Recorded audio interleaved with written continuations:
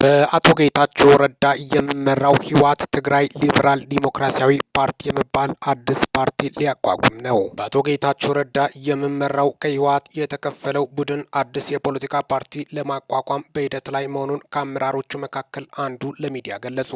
ይህ አዲስ በምዝገባ ሂደት ላይ የሚገኘው የፖለቲካ ፓርቲ በሊበራል ዲሞክራሲያዊ ጽንሰ ሀሳብ የሚከተል መሆኑን የተናገሩት አመራሩ ትግራይ ሊበራል ዲሞክራሲያዊ ፓርቲ በማለት ለመጥራት መወሰኑን ተናግረዋል።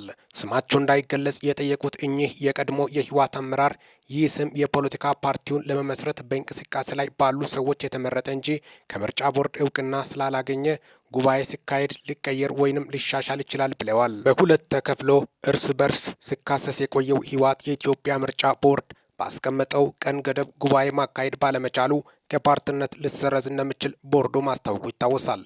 የመሰረዝ አደጋ የገጠመው በዶክተር ደብረጽዮን የሚመራው ህወሓት ከኢትዮጵያ መንግስት ጋር ተደራድሮ የፕሪቶሪያ ስምምነትን እንደፈረመ ድርጅቱ እንደ አዲስ በቦርዱ መመዝገብ ተገቢ ያለመሆኑን ሲገልጽ ቆይቷል።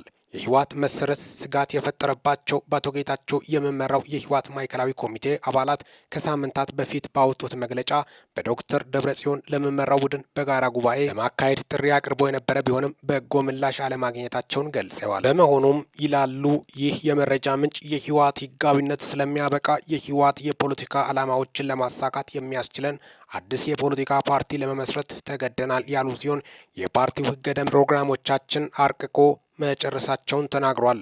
ምንጩ አክሎም የደጋፊዎቻቸው ፊርማ በማሰባሰብ ላይ እንደሚገኙ ተናግሯል።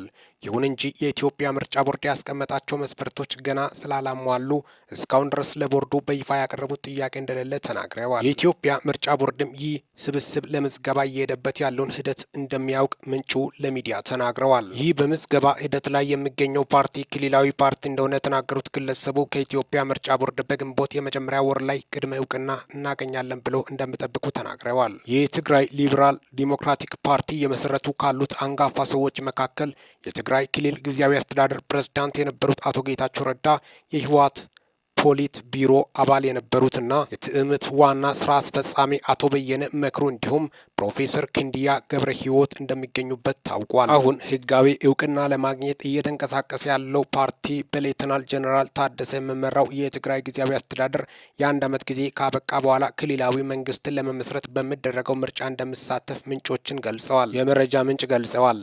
አዲስ የሚመሰረተው ትግራይ ሊበራል ዲሞክራቲክ ፓርቲ ከኢትዮጵያ ምርጫ ቦርድ እውቅና ካገኘ በኋላ ከባለ ሀብቶች እስከ ቀን ሰራተኞች ድረስ በአባልነትና በአመራርነት ተቀላቅለው ሊሳተፉበት እንደሚችሉ ተናግረዋል።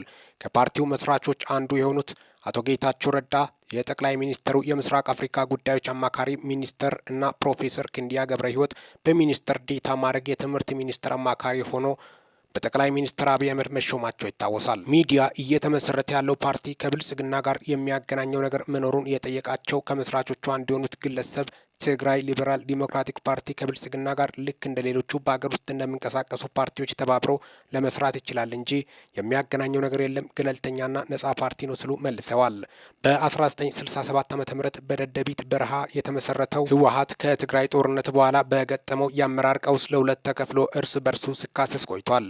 በነ ደብረጽዮን የሚመራው ህወሓት ባለፈው ዓመት ነሐሴ ወር ላይ ጉባኤ ቢያካሂድም የምርጫ ቦርድ ስላልተቀበለው ጉባኤውን እንደ አዲስ እንዲያካሂድ ተጠይቆ ነበር። ህወሓት እንደ አዲስ አልመዘገብም በማለት የምርጫ ቦርድን ጥያቄ ውድቅ አድርጎታል።